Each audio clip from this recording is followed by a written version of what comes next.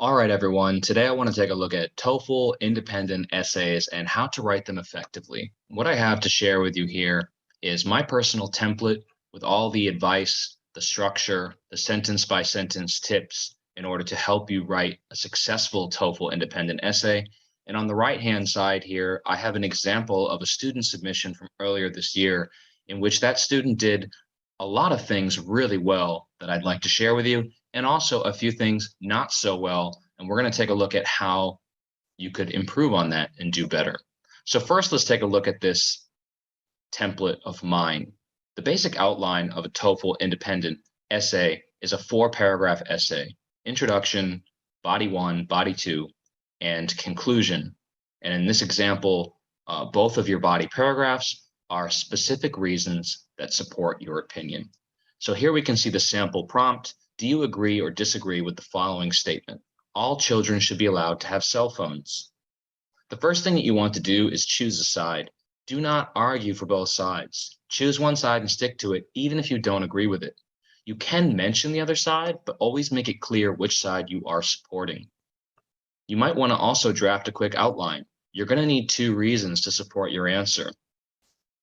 Those are going to be the highlight of your body paragraphs. So find out what those reasons are, because once you have that, it's going to not only make it easier to write the entire essay, body paragraph specifically, but also make it easier to write an effective introduction. Also keep in mind that each reason is going to be supported by a specific personal example. So if you have one, a real one, then that just makes your reason that much stronger. If you don't have one, if you don't have a specific detailed story or experience that supports your reason, then you're going to just have to make one up, which is, by the way, totally fine as long as it's convincing. So let's take a look at the introduction real quick. You want to open your introduction with a broad statement, a statement that opens the door or sets the table. It doesn't directly restate the question, and it doesn't answer the question, but just gives you an idea of what we're talking about. So here's an example. Technology is becoming more common in our everyday interactions. Okay, so we know we're talking about technology, and we know we're talking about people. Gives us an idea. And then the second sentence could be, many children have their own cell phones and find them helpful in their daily lives. This is what we call narrowing the focus. In the second sentence, now we know specifically what we're going to be talking about. Not just technology and people, but cell phones and children. This is a really good lead up into what is going to be your thesis statement here, which is your opinion supported by the 2 reasons. So here you can see, therefore, I believe that children should be allowed to have cell phones because having a cell phone can help them with their schoolwork and allow them to communicate easily with others. So this is your opinion. I believe they should have cell phones, and your 2 reasons, because it can help with schoolwork and allow them to communicate easily with others. And that's it. 3 sentences, bing, bang, boom, done with the introduction. Now, just a couple of things you don't want to do. Remember, for that first sentence, you don't want to just restate the question, and you definitely don't want to state your opinion in that first sentence. I disagree with this statement, or I agree with this statement. It's too direct, and also that's what you want to do in your third sentence. So taking a look at the body paragraphs, TOEFL independent essay, that writing style wants you to do signposting. If you've learned with me before, you know I hate signposting. I'm not a fan of it at all.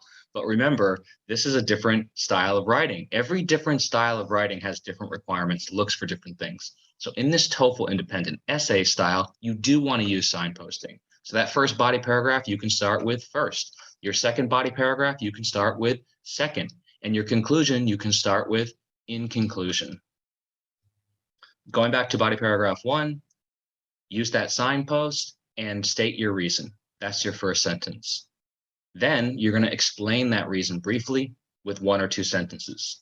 Then you're going to go into your specific personal example with lots of details, tell a story. And then finally, your last sentence that you conclude your paragraph with will link back up to the main idea, to your reason. So here's an example of that. First, cell phones can be beneficial for learning. Here's your reason, beneficial for learning. Then you spend a couple of sentences explaining how it's beneficial for learning. And then you go right into your personal anecdote, your story. For example, last semester, blah, blah, blah, blah, blah. Here's a story with tons of details that talks about how cell phones are beneficial for learning. And then that last sentence links back up to that main idea. Going through this experience, living through this story, helped me realize that children should use cell phones to help them with their studies. You want to do the same exact thing for body paragraph 2 structurally. You're going to follow the same exact structure, sentence by sentence. Obviously, the contents will be different because you'll be focusing on your second reason, your second explanation of that reason, and your second personal anecdote or story that supports that reason. That brings us down to paragraph 4, conclusion. Again, starting with that simple signpost in conclusion, you want to restate your main idea and your 2 reasons, but use different words, paraphrase yourself. That might just be switching reason 2 and reason 1 in the order that they come, or it might just be changing the way that you're stating your opinion, but you don't want to use the exact same words. So that's it for the template. Let's take a look at this example of student writing and what worked and what didn't. So everything that's in blue are things that I thought worked really well, and the red are things that could have been improved. So here the prompt is, do you agree or disagree with the following statement? Every individual should spend at least a year living in a foreign country. So here you can see, do we need to spend at least a year living in a foreign country? They started their essay by restating the question, not what you want to do. And then the second sentence, this question has been asked a lot. Again, doesn't really say anything. And lastly, he gets into his opinion. They get into their opinion here. I personally think that everyone should spend at least a year living overseas. Great. I feel this way for 2 reasons, which I'm going to talk about in this essay. Not great. Don't tell the reader that you're going to talk about it. Talk about it. So the first thing we could do to improve this introduction is by not using these first 2 sentences. Instead of restating the question, you could say something like, people gain a lot of useful experience from interacting with different people, or anything that's very broad like that, that talks about the idea of experiencing something different. And then in that second sentence, you can make it more specific. One way to experience something different is to go live in a different country and experience a different culture. So now we've not only given us the big idea of experiencing something different, learning from it. Now we've also given the specific idea of going to another country to experience that culture.